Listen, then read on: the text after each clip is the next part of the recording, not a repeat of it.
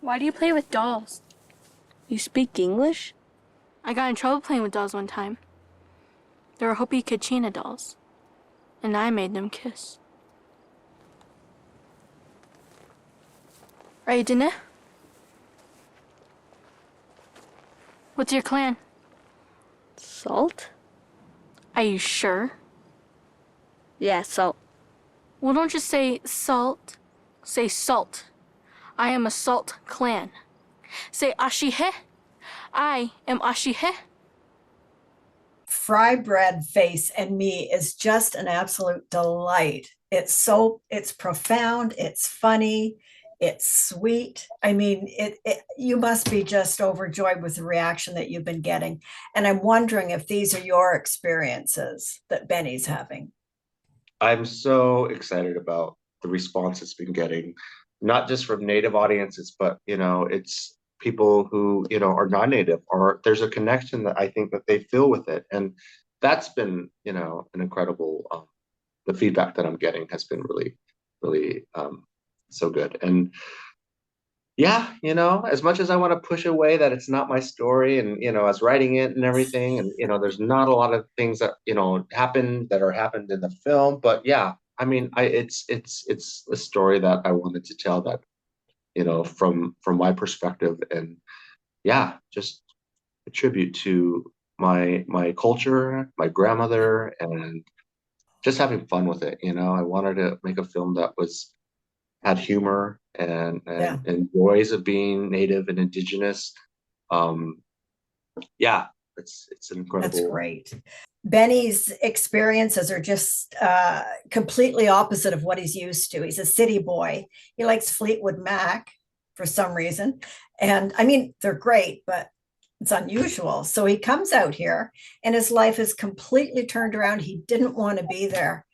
And I think he had a great summer because of love from his grandmother and his aunt. And, Mhm. that's what made it all work so well. And fry bread face in a way. Yeah, I love Fleetwood Mac. I lived in San Diego. I had an annual pass to SeaWorld. Um, and my cousins, when I went to the reservation, they were so fascinated with that. They were so fascinated with this world that I lived in, but I was so fascinated with their world. Their language. They spoke fluently, and it was something that I loved understanding. And they're same thing. They were asking me about this and that, but yeah, it's I think people don't think like, oh, as a kid, you're into these, Fleetwood Mac. It's such a, I don't know, it's not a, a boy band. It's not, Britney Spears. And that's how it was for me. I had these albums that my parents had, the Eagles, Fleetwood Mac. Yeah, Yeah. music was a big part of my life growing And up. especially when you hear it young, it stays with you so very vividly and deeply. The ageless traditions and existence of the indigenous people there. And I thought it was so powerful. It was almost like a character bringing us in. That's the world that I look at. I go back even now, and it's just such a beautiful, beautiful world. And, natives were shipped off to the reservation, we were given from the government. We were given this land that was like, oh, trash to them, but now you look at Yeah. it, it's a beautiful world.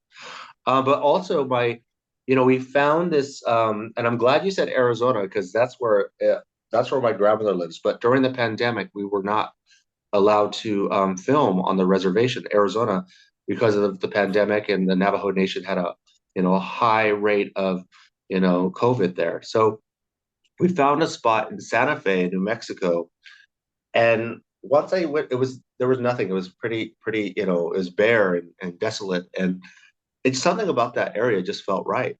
Yeah. And our production team were Native and Navajo, so they built this world that felt so authentic. And the corral, the hogan, where the trailer was set, the outhouse, all of it was created by the team. That's And incredible. they knew that's the Navajos, my team knew.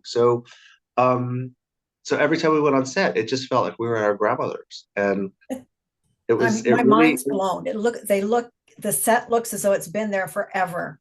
oh, yeah, yeah. What a good And it was job. sad. It was sad because the week after they tore everything down, and I was like, no, this isn't, it's just, but yeah, I'm so glad that you said that. But Yeah, well, it worked.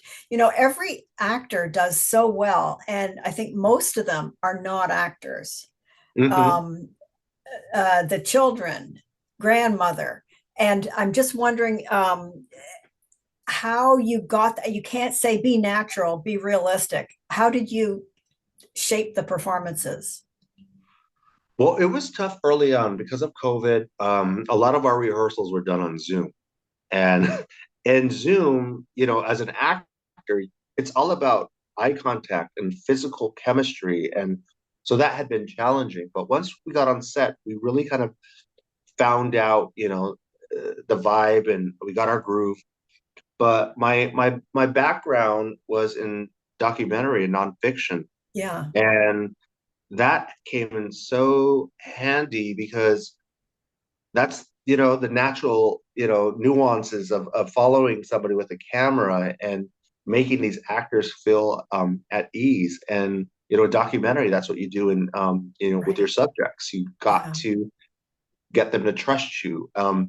So especially when we filmed the grandmother, Sarah Natani, I wanted her to be immersed into her world. She's a weaver.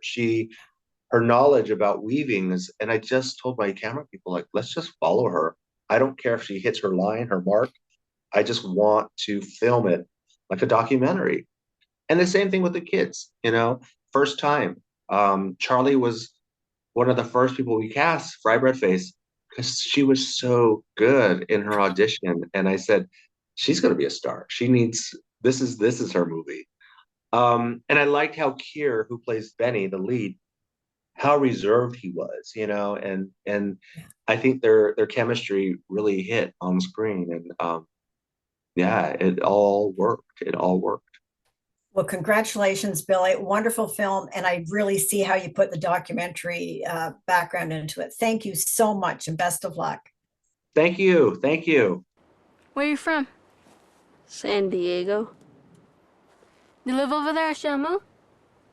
Shamu's there. Yeah. My dad's gonna take me to see Shamu.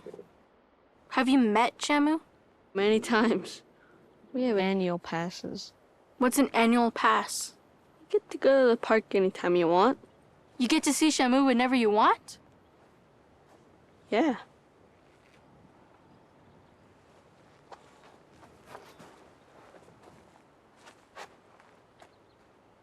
You're a liar. I got things to do.